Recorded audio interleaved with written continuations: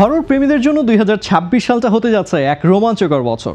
Sam রাইমি এবং Robert ট্যাপার্টের হাত ধরে শুরু হওয়া ইভিল ডেড ফ্র্যাঞ্চাইজি এবার ফিরছে তার সবচেয়ে বীভৎস ও পৈশাচিক রূপ নিয়ে।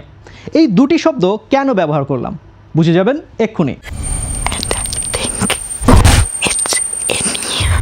ইভিল ডেড বার্ন সম্প্রতি এই ট্রেলার এবং নেটফ্লিক্স খ্যাত লুসিয়েন বুকাননের একটি ডেডাইট লুক প্রকাশিত হওয়ার পর থেকেই বিশ্বজুড়ে হরর ভক্তদের মাঝে তৈরি হয়েছে চরম উন্মাদনা।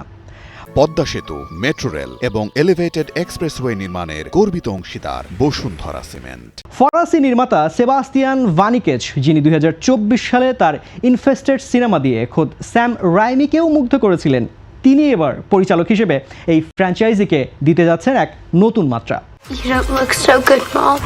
এই নতুন কিস্তিটি কেবল একটি মুভি নয়, বরং একে দেখা হচ্ছে হরর জগতের একটি বড় গেম চেঞ্জার হিসেবে। সিনেমার গল্প আবর্তিত হয়েছে একজন বিধবাকে কেন্দ্র করে, যিনি শোক ভোলার জন্য তার শ্বশুর বাড়িতে আশ্রয় নেন। কিন্তু একে একে পরিবারের সবাই যখন বিভৎস ডেডাইটে পরিণত হতে শুরু করে, তখন সেই পারিবারিক পুনর্মিলন রূপ নেয় নরক যন্ত্রণায়। নির্মাতাদের দাবি, এবারের পৈশাচিকতা আগের সব রেকর্ড ছাড়িয়ে যাবে। 1981 সালে স্যাম রাইমির প্রথম ইভিল ডেড ছিল লো বাজেট, কিন্তু সেটিও হরর সিনেমার জগতে ছিল প্রথম সারিতেই। এরপর 1987 সালে ইভিল ডেড 2, 1992 সালে আর্মি অফ ডার্কনেস, 2013 সালে সেভে আলভেরাজের পরিচালনায় ইভিল ডেড এবং সর্বশেষ 2023 সালে ইভিল ডেড রাইজ মুক্তি পায়।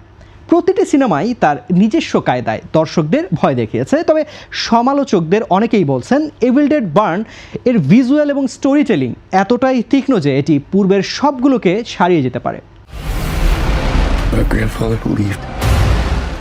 ভানিকেজের সাথে এই প্রজেক্টে যুক্ত আছেন একদল দক্ষ কলাকুশলী। সিনেমাটিতে অভিনয় করেছেন হুন্টার ডুহান, সুহেইলা ইয়াকুব এবং তানদির রাইটের মতো পরিচিত মুখগুলো। স্যাম রাইমি ও ব্রুস ক্যাম্পবেলের মতো কিংবদন্তিরা যখন এই প্রজেক্টের সাথে যুক্ত আছে, তখন বোঝাই যাচ্ছে যে এবারের যাত্রাটি হবে আগের চেয়ে অনেক বেশি সাভেজ। কেবল এখানেই শেষ নয়, এই ফ্র্যাঞ্চাইজির পরবর্তী কিস্তি অর্থাৎ ইভিল ডেড ওয়ার্থ, যার ঘোষণাও চলে এসেছে, যা 2028 সালের 7 এপ্রিল মুক্তি পাবে। তবে আপাতত সবার চোখ আগামী 10 জুলাই মুক্তি পেতে যাওয়া ইভিল ডেড বার্নের দিকেই।